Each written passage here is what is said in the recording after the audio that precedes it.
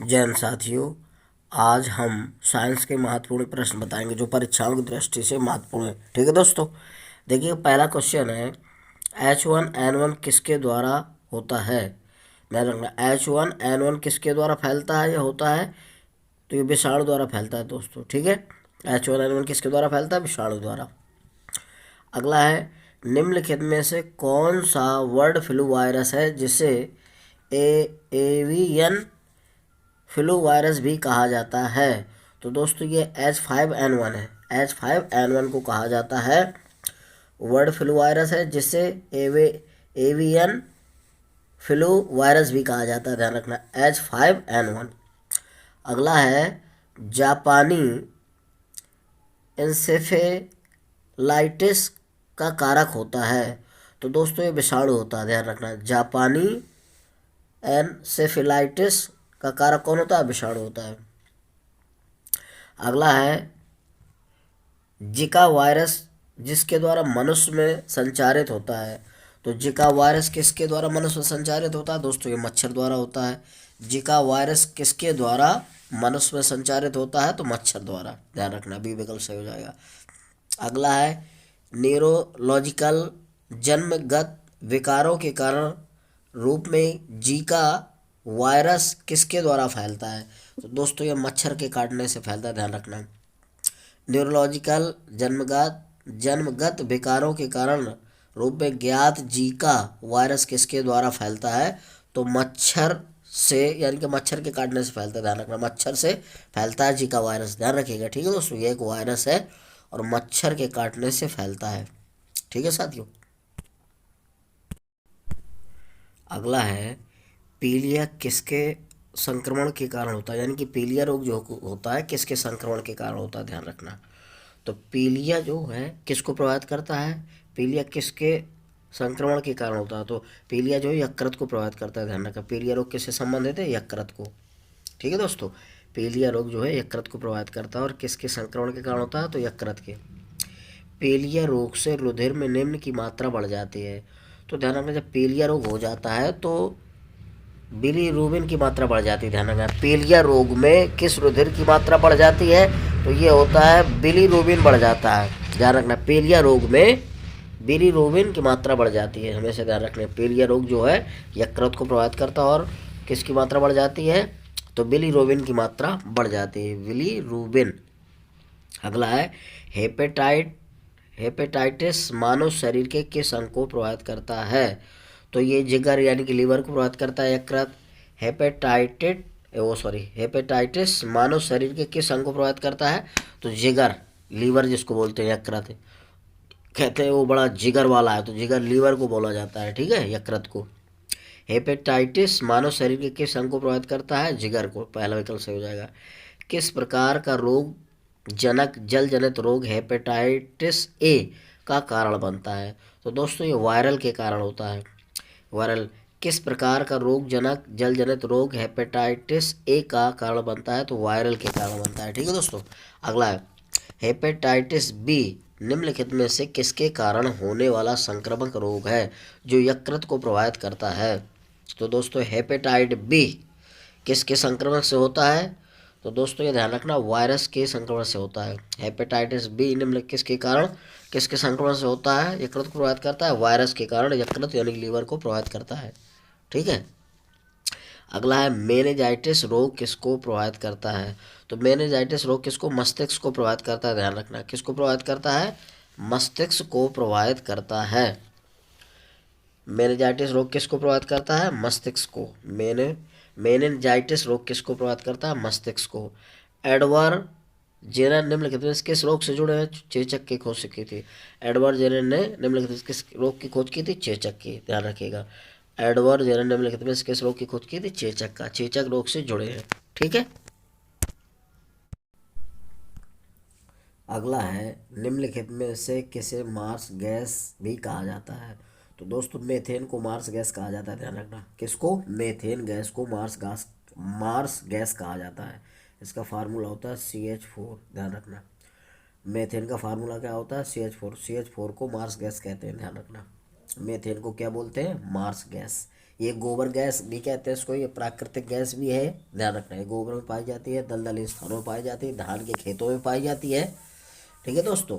अगला है, marsh gas के प्रमुख घटक कौन है? तो मार्स गैस का प्रमुख घटक क्या होता है? मेथेन होता है। ठीक है दोस्तों, मार्स गैस का प्रमुख घटक क्या होता है? मेथेन। अगला है, सेप्टिक टैंक से निकलने वाली गैसों मुख्यतः कौन सी गैस होती है? तो इसमें भी मेथेन होते हैं। सेप्टिक टैंक से निकलने वाली गैसों में मुख्यतः कौन सी गैस होती है? मेथेन पाई जाती है, CH4। ठीक है दोस्तों। अगला है, निम्नलिखित में से कौन सी एक गैस शहरी क्षेत्रों में कचरा भराव क्षेत्रों से अधिकतर निकलती है? तो दोस्तों, शहरी क्षेत्रों में जहाँ कचरा होता है, दलदली, जहाँ कीचड़ होता है, पानी रहता है, वहाँ पर मेथेन गैस निकलती है, ध्यान रखना, अधिकतर। यानी कि मेथेन ही पाई जाती है तो मेथेन ही निकलेगी। ठीक है। तो शहरी क्षेत्रों में कचरा भराव क्षेत्रों से अधिकतर निकलती कौन सी? मेथेन। अगला है, जुगाली करने वाले पशुओं से जिस ग्रीन हाउस गैस का निस्तांतरण होता है वह है? तो दोस्तों CH4 होता है। जो पशु जुगाली करते हैं, यानी कि जो खाना खाते हैं, खाना खाने के बाद वो जुगाली करते हैं, ठीक, अपने मुंह को चलाते हैं, तो जिससे भोजन पचता है। तो ध्यान रखिएगा, जुगाली करने वाले पशुओं से ग्रीन हाउस गैस का निस्तारण होता है तो मेथेन ही निकलती है, CH4। क्योंकि मेथेन कार्बन डाइऑक्साइड, ये तो आपकी क्या होती है?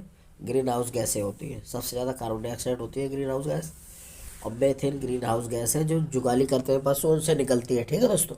अगला है, धान के खेतों से कौन सी गैस प्रयुक्त होती है? अभी बताया, धान के खेतों से दलदल कीचड़ जहाँ होता है वहाँ से मेथेन गैस निकलती है, और तो धान के खेतों में भी मेथेन पाई जाती है, CH4। ठीक है दोस्तों। तो धान के खेतों में से कौन सी गैस प्रयुक्त होती है? CH4, methane. ठीक है। अगला है, निम्नलिखित में से किसके निर्माण में फिनोल का उपयोग किया जाता है? किसके निर्माण में फिनोल का उपयोग किया जाता है? तो फिनोल का उपयोग बेकिलाइट बनाने में किया जाता है, ध्यान रखना दोस्तों। बेकिलाइट बनाने में फिनोल और फार्मल्डिहाइड से बेकिलाइट बनता है। तो फिनोल का उपयोग किससे बनाने में किया जाता है? बेकिलाइट के। ठीक है दोस्तों। अगला है, बेकिलाइट, फिनोल तथा अन्य किसका सहअवलोक है? तो बेकिलाइट, फिनोल और फार्मल्डिहाइड। ठीक है। बेकिलाइट जो बनता है तो ये फिनोल और फार्मल्डिहाइड से बनता है। ठीक है। अगला है, DDT का पूरा नाम क्या होता है?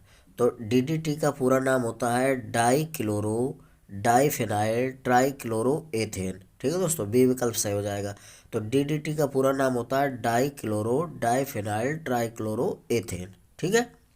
अगला, ये DDT जो है कीटनाशक होता है। ठीक है। अगला है, निम्नलिखित में से कौन सा DDT के संबंध में सच है? तो दोस्तों, ये हल्के पीले रंग का होता है, नहीं, गलत है। इसकी एक तीखी गंध आती है, ये भी गलत है। ये गैर विषैला है, ये बिल्कुल गलत है। ये एक संपर्क कीटनाशक, ये डी विकल्प सही है दोस्तों। ये एक संपर्क क्या है? कीटनाशक है। तो इसका चौथा विकल्प डी विकल्प सही हो जाएगा। अगला है, खाद्य पदार्थों के परिरक्षण के लिए प्रयोग में लाया जाने वाला रसायन क्या होता है? खाद्य पदार्थों के परिरक्षण का मतलब संरक्षण में, जैसे अचार वगैरह रखे जाते हैं तो उसको संरक्षण के लिए खराब ना हो तो सोडियम बेंजोएट का प्रयोग किया जाता है, यानी कि सी विकल्प सही हो जाएगा। खाद्य पदार्थों के परिरक्षण में किसका प्रयोग किया जाता है? सोडियम बेंजोएट का, ध्यान रखिए। अगला है, दर्द निवारक मरहम आयोडेक्स में से कौन सी गंध आती है? तो दोस्तों, उसमें ध्यान रखिएगा, मेथाइल सेलिसिलेट की गंध आती है, ध्यान रखना। किसकी? दर्द निवारक मरहम आयोडेक्स में से कैसी गंध आती है? तो मेथाइल सिलिसिलेट की गंध आती है। ठीक है।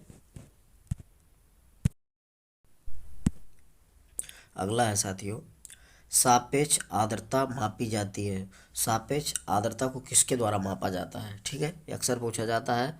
तो हाइग्रोमीटर से, बी विकल्प से हो जाए। किससे मापी जाती है सापेक्ष आर्द्रता? हाइग्रोमीटर से। अगला है, निम्न में से किसका उपयोग ऊंचाई मापने के लिए किया जाता है या होता है? ध्यान रखना, किसका उपयोग ऊंचाई मापने के लिए किया जाता है? तो ये अल्टीमीटर। अल्टीमीटर से ऊंचाई को मापा जाता है, सी विकल्प से हो जाएगा। ऊंचाई मापने के लिए किसका प्रयोग करते हैं? अल्टीमीटर का। अगला है, सूर्य की किरणों की तीव्रता मापने वाले उपकरण को क्या कहते हैं? सूर्य की किरणों की तीव्रता मापने वाले उपकरण को क्या कहते हैं? एक्टिनोमीटर बोलते हैं। सी विकल्प सही हो जाएगा। सूर्य की किरणों की तीव्रता मापने वाले उपकरण को क्या बोलते हैं? एक्टिनोमीटर। तो जो सूर्य की किरणों की तीव्रता मापते हैं वो एक्टिनोमीटर से, ठीक है, सी विकल्प। अगला है, वह उपकरण कौन सा है जिससे समुद्र की गहराई को मापने के लिए ध्वनि तरंग का प्रयोग किया जाता है? वह उपकरण कौन सा है जिससे समुद्र की गहराई को मापने के लिए ध्वनि तरंगों का प्रयोग किया जाता है? तो दोस्तों, समुद्र की गहराई में यदि वस्तुएं खो जाती हैं और उनको ढूंढने के लिए, खोजने के लिए सोनार उपकरण को प्रयोग किया जाता है, ध्यान रखना। तो कह रहा है, वो उपकरण कौन सा है जिस समुद्र की गहराई को मापने के लिए ध्वनि तरंगों का प्रयोग किया जाता है? तो सोनार होता है वो पैमाना, ठीक है। उपकरण क्या है? सोनार। इसमें परत सरब तरंगें डाली जाती हैं। अगला है, थार्मोस्टेट का प्रयोजन क्या होता है? तो थार्मोस्टेट का प्रयोजन क्या होता है दोस्तों? थार्मोस्टेट का काम होता है ताप को एक समान बनाए रखना। तापमान को एक समान क्या होता है? स्थिर रखना, बनाए रखना, एक जैसा रखना।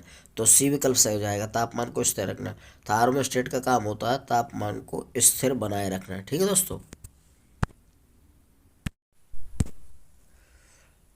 अगला है साथियों, दूध के घनत्व को किसके द्वारा मापा जाता है? तो दूध के घनत्व को ध्यान रखिएगा आप, लैक्टोमीटर से मापा जाता है। दूध के घनत्व को किसके द्वारा मापा जाता है? लैक्टोमीटर से, तो दूध को। अगला है, जूल ऊर्जा से उसी प्रकार संबंधित जैसे पास्कल संबंधित है, किससे? तो देखो, ऊर्जा का मात्रक जूल होता है, तो पास्कल किसका मात्रक है? दबाव का। तो ऊर्जा संबंधित है जूल से, तो पास्कल संबंधित हो जाएगा दबाव से, ठीक है। तो बी विकल्प से हो जाएगा। वायु की गति निम्नलिखित के द्वारा नापी जाती है। तो वायु की गति को एनीनोमीटर द्वारा मापा जाता है। वायु की गति को किसके द्वारा मापा जाता है? एनीनोमीटर के द्वारा, एनीमोमीटर द्वारा। बी विकल्प सही हो जाएगा। अगला है, आइंस्टीन को नोबेल पुरस्कार से सम्मानित किया गया था, किसके लिए? तो आइंस्टीन को नोबेल पुरस्कार मिला था किसके लिए? अधिकांश पूछा जाता है दोस्तों ये। तो प्रकाश वैद्युत प्रवाह के लिए आइंस्टीन को नोबेल पुरस्कार मिला था, ध्यान रखिएगा, ठीक है। आइंस्टीन को नोबेल पुरस्कार से सम्मानित किया गया था। अगला है, 1 नैनोमीटर बराबर होता है 10⁻⁻9 मीटर होता है, ध्यान रखना। 1 नैनोमीटर बराबर 10⁻⁻10 मीटर होता है, और 1 एंगस्ट्रॉम बराबर 10⁻⁻10 मीटर होता है, ठीक है। तो 1 नैनोमीटर बराबर क्या हो जाएगा? 10⁻⁹ यानी कि पहला विकल्प सही हो जाएगा, ठीक है दोस्तों। यदि मेरा वीडियो आपको अच्छा लग रहा है दोस्तों, मेरी वीडियो को लाइक और सब्सक्राइब अवश्य करिए। जय हिंद साथी।